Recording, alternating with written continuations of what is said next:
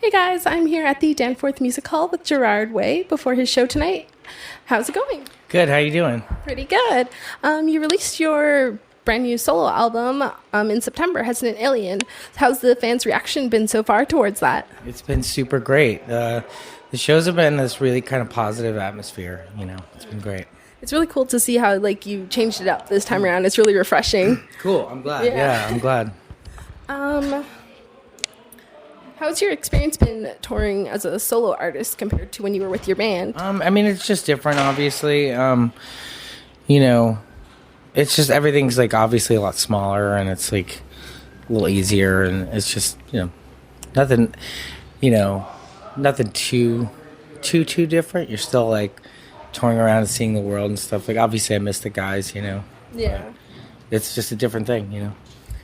I also read that you were very influenced about the 90s Britpop scene. Yeah. So how did you discover that scene, and what drew you to make that your inspiration for this album?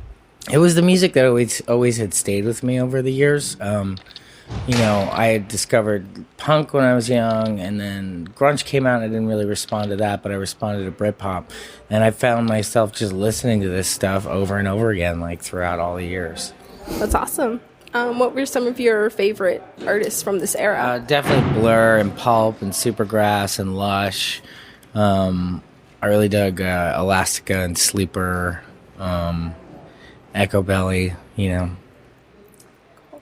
Shortly after Hasn't An Alien came out, you also released your Marvel issue, Right. the Spider-Verse. Mm-hmm. So how did that collab come about?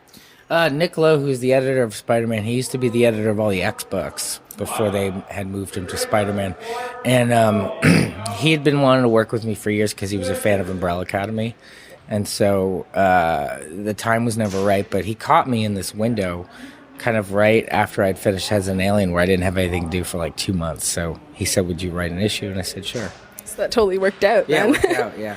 And it's pretty neat that you chose a female to be your main Yes. in yours. What led you to that decision? I just thought about the concept of Spider-Man first and foremost, I really boiled down. I knew I had wanted to write a young woman. That was just a decision that I knew I'd wanted to do. But I thought about how Spider-Man is basically bitten by this radioactive spider, and that's kind of the genesis of how I become Spider-Man. I thought about an interesting way to use that very spider to have it be something that still exists in Spider-Person's life. Yeah. Do you find the writing between music and comics they kind of feed off of each other, or is it two different processes and kind of harder? It is two different processes, but all your art is connected and circular and feeds into each other, and some of the vibe of my Spider-Man issue is kind of got a little of the vibe of Hasn't An Alien to it. I think it's unavoidable. When I wrote Umbrella Academy, I was doing Black Parade, and that has that energy, Yeah. So. And then you seem to do a lot of different mediums. Yeah. Use a lot of different mediums to convey your artwork. Do you have a favorite medium, or is one more challenging than the other when you're doing that? My favorite's music, for sure. It's the one that comes most. It's the one I have to work at the hardest. But it comes kind of very second nature to me to make music. So. That's always good. Yeah. And my last question is, who is exactly Lola, and how did you come up with the idea to create such a lovable character that... I thought back to these 90s albums, and a lot of them had some kind of image or person or mascot or thing that was connected to the album in an abstract way, not in a way that it was oh, this is directly related to the meaning of the album. But they just kind of had these characters, and I thought about kind of making up my own, and I thought about Lola as a friend, maybe an imaginary one, but you're not sure. Obviously the record's very fuzzy, so Lola's fuzzy. Yeah.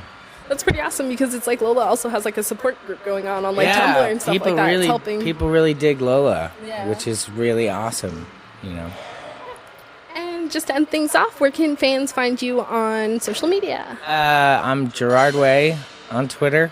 I think it's just at Gerard Way. My Facebook is, I don't know, I think it's just Gerard Way. on Facebook. Is it just the same thing all the way I think through? it's just my name. Yeah, and my website's my name. All right, perfect. Thank you so much for your time. No problem.